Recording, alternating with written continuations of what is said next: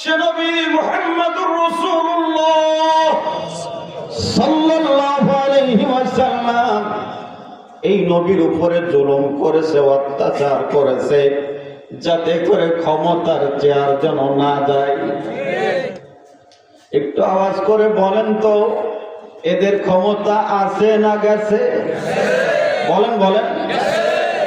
ওই নমরুদের রাস্তা অনুসরণ করে অনেক ফ্যাসিস্ট, কথা কয় না, অনেক জালেম আলেম ওলামা এদের উপরে জুলুম অত্যাচার করে, নির্যাতন করে, হামলা করে, মামলা করে, ফাঁসির কাছে ঝুলিয়ে মনে করেছিল ক্ষমতার চেয়ার যেন না যায়। কিন্তু আল্লাহর মার, দুনিয়ার মার, আল্লাহ ধরে না, ধরে না, ধরলে আল্লাহ ছাড়ে না। ওই আল্লাহ জালেমকে এমন কায়দায় ধরেছে, বাংলাদেশের নন্দিত মুফাসসির বিশিষ্ট আলেমে দ্বীন আল্লামা সাঈদী রাহিমাহুল্লাহ তিনি বলেছিলেন বয়ানের ভিতরে, এমন একটা সময় আসবে বাংলাদেশের জনগণ এমন ভাবে একটা লাড়াচাড়া দেবে, দিল্লি বামু বাড়ি গিয়ে পড়া লাগবে। করছে না? অন্য জায়গায় তো যেতে পারত,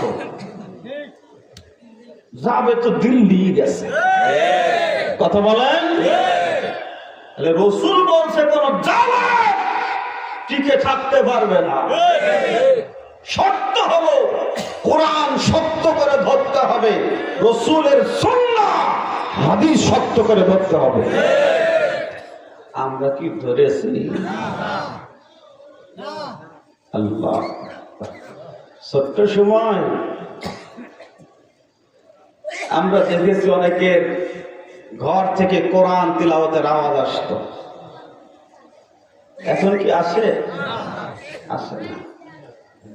এখন সিডির আওয়াজ আসে, আসে না? আল্লাহ, কোরআন থেকে আমরা আস্তে আস্তে দূরে চলে যাচ্ছি, আর যার কারণে আল্লাহ পাক আমাদের উপরে জুলুম অত্যাচারের রাস্তা খুলে দিচ্ছেন। আর আমরা যা পাচ্ছি এগুলো তো আমাদের হাতের কামাই, কামাই করবো যা পাবো তো তা। আল্লাহর কোরআন থেকে ইলম অর্জন করতে হবে, নবীর সুন্নাহ হাদিস থেকে আমাদেরকে ইলম অর্জন করতে হবে। যেই কোরআন থেকে ইলম অর্জন করবেন, ওই কোরআন আল্লাহ পাক নবীজিকে দান করেছেন। বলেন সুবহানাল্লাহ। আল্লাহ পাক প্রত্যেকটা নবীকে মুজিজা দান করেছেন। আমার আপনার নবীকে আল্লাহ পাক অনেক মুজিজা দিয়েছেন, তার ভিতরে একটি স্পেশাল মুজিজার নাম হলো কোরআন। সুবহানাল্লাহ। আল্লাহ পাক নবীকে যে কোরআন দিয়েছেন, এটা আল্লাহ পাক নিজেই বলছেন, তানযীলুম মির রাব্বিল আলামিন।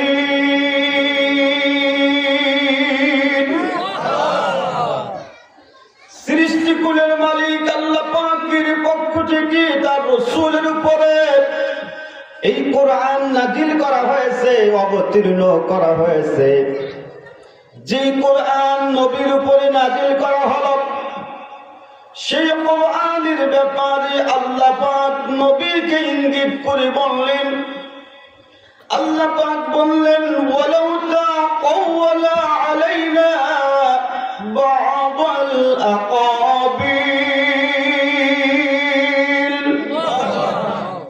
আল্লাহ বলেন, সে যদি এই গ্রন্থটি নিজে বানিয়ে আমার উপরে চালিয়ে দিত, আমার নামে চালিয়ে দিত, আল্লাহ পাক তাহলে আমার আপনার নবীকে কি করতেন?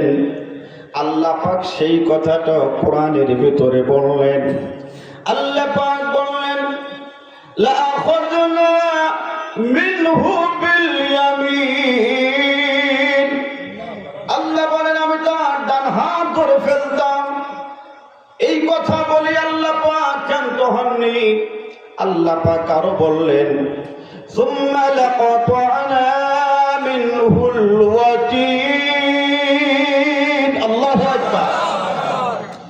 আল্লাহ পাক বললেন অতঃপর আমি তার কণ্ঠনালী কেটে ফেলে দিতাম। কার কণ্ঠনালী?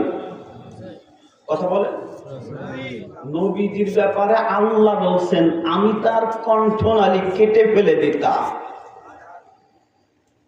যদি সে এটা বানিয়ে আমার নামে চালিয়ে দিত, তাহলে কোরআনের ভিতরে যা আছে বাড়ানোরও সুযোগ নেই, কমানোরও। কথা বলেন। অথচ আমার দেশে অনেক বয়ান হয় যা কোরআনেও নেই, হাদিসেও নেই। এরকমের বয়ান আছে না? না, এক মাহফিলে এক বক্তা বয়ান করতেছে,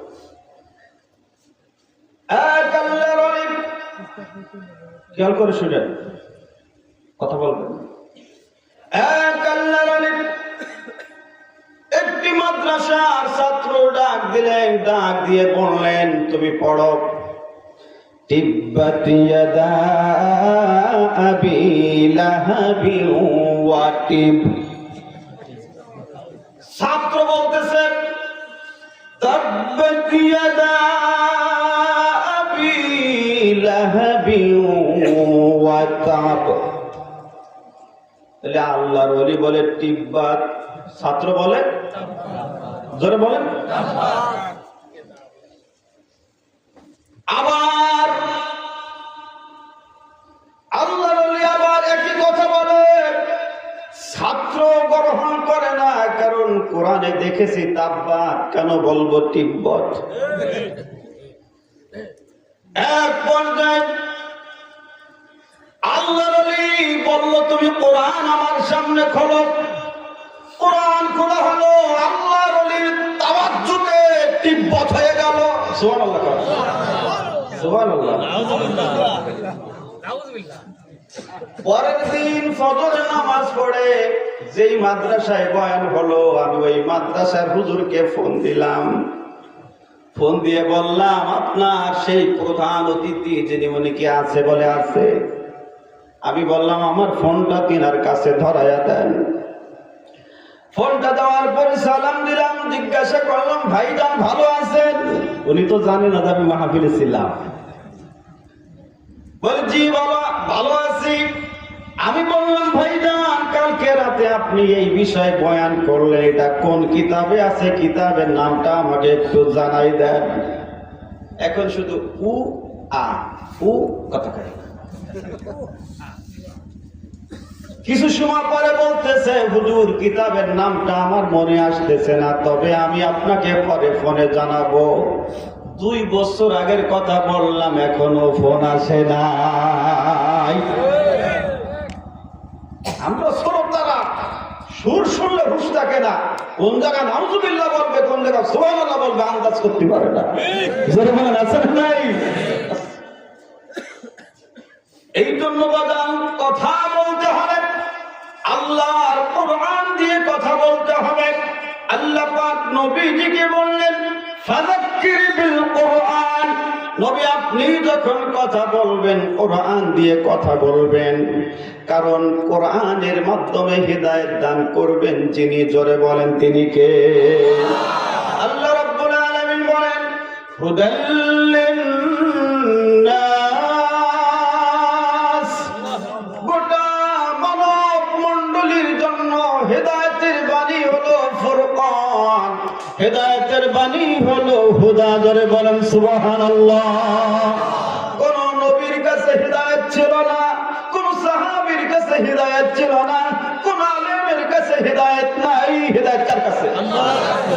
আমাদেরকে অনেকে বলে হুজুর কি বয়ান করেন, মানুষ তো হিদায়াত হয় না। তাহলে হিদায়াত কি আমার কাছে? কথা বলেন না। যদি আমার কাছে হিদায়াত থাকতো তাহলে নবীদের কাছেও হিদায়াত থাকতো, আর নবীদের কাছে হিদায়াত থাকলে অবশ্যই আবু জাহেল হিদায়াত পাইতো। আমার আপনার নবী অনেক চেষ্টা করেছেন আবু জাহেলকে কালেমা পড়ানোর জন্য, ইসলামের পথে আনার জন্য।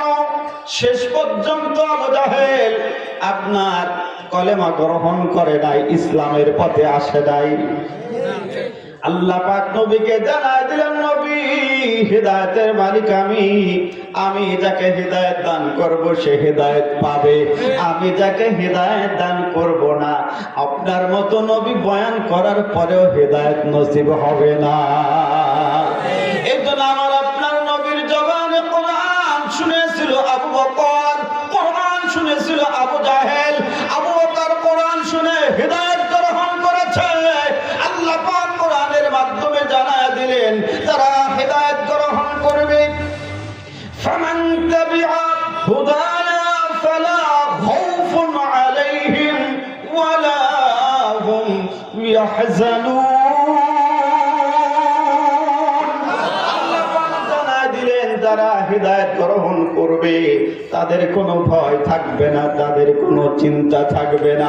পক্ষান্তরে যারা হিদায়াত গ্রহণ না করে গুমরাহি খরিদ করবে, আল্লাহ পাক তাদের ব্যাপারে বললেন, উলাইকাল্লাযীনা ইশতারাবুদ-দালালাতা বিল-হুদা। আল্লাহ পাক জানায় দিলেন যারা হিদায়াতের পরিবর্তে গুমরাহি খরিদ করবে তারা কখনো লাভবান হতে পারবে না। এই জন্য নবীর জবানে কোরআন শুনে আবু বকর হিদায়াত পেয়েছে, তার ঈমান বেড়েছে। আবু জাহেল নবীর জবানে কোরআন শুনেছে, হিদায়াত পায়নি, বরং তার শয়তানি বাড়ছে। কথা বলছেন কেন?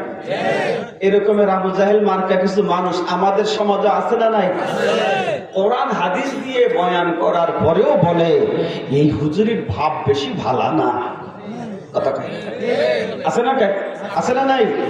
আছে। একজন টাকি মাছ বললে খেপে, কি মাছ চেনেন তো? কথা কয় আল্লাহ বাঁচাইছে, না ছিল এখন এগিয়ে দেখানো লাগতো। ছেলেকে বাজারে পাঠাইছে, যাও বাজারে গিয়ে মাছ কিনে দিয়ে আসো। ছেলেও বাজারে গেছে, এমন সময় গেছে গিয়ে দেখে টাকি মাছ ছাড়া আর মাছ নেই। কি করবে? কিছু মাছ কিনে বাড়ি আসছে। আসার পরে মাছের বেগটা মার পাশে রেখে সন্তান দাঁড়ায় আছে। বাবা জিজ্ঞাসা করছে, কি ব্যাপার, কি মাছ আনছো? ছেলে তো জানে কি মাছ আনছে। ছেলে বলতেছে, মা তুমি বলো। এখন স্ত্রীও জানে আমার স্বামী কি বললে খেপে যায়। কথা বলছে না কেন? এখন স্ত্রী কৌশল করে বলছে, আনছে ছোট ছোট শৈল আনছে। কি আনছে? ছোট ছোট। এই যে স্বামীর দিলের ভিতরে খটকা লাগছে, ছোট ছোট শৈল হয়। এই জায়গার মানুষ তো সুবিধা না, ধরে বলেন হয়, ছোট ছোট শৈল হয়। এখন স্বামী বলছে, আনছে টাকি, তুমি আমারে দাও ফাঁকি। তুমি বলতেছো ছোট ছোট শৈল আনছে, ও তো টাকি কইলে কইলো ভাব। কথা বলছে না কেন? আমার সমাজে দেখবেন কোরআন সুন্নাহ দিয়ে বয়ান করার পরে বলে হুজুর আমার নেতারে কষ্ট, আমার দলের কষ্ট। কথা বলছে। তবে কোরআন কারো ব্যক্তিগত সম্পদ নয়। কোরআন আল্লাহর আসমানি কিতাব, আল্লাহর নাজিল করা কিতাব। তিনটি জায়গায় কোনো দলাদলি করার সুযোগ নাই। আল্লাহ নিয়ে দলাদলি করা যাবে না, রাসূল নিয়ে দলাদলি করা যাবে না। আল্লাহ সকলের জন্য রব, নবী সকলের জন্য রহমত, কোরআন সকলের জন্য হিদায়াত। যারা বলে ঠিক না?